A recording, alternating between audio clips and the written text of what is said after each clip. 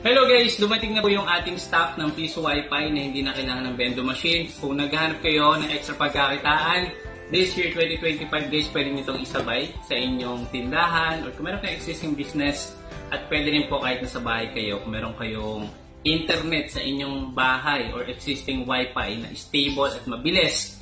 Pwede nyo po itong isabay at pwede kayong kumita ng passive gamit yung Piso Wi-Fi na hindi na kailangan ng vending machine. So eto guys, dumating na yung ating stocks. So meron tayong delivery ngayong araw. So guys, kung interested kayo mag-avail, PM nyo lang po ako sa Blue App para isend ko sa inyo yung full guide and full details paano kayo makakapag-start ng extra pagkakitaan habang nasa bahay kayo or kung meron kang existing business like coffee shop, laundry business, canteen, karinderya at marami pang iba. Basta meron kayong Wi-Fi. Maraming salamat. See you again sa next video. Bye-bye.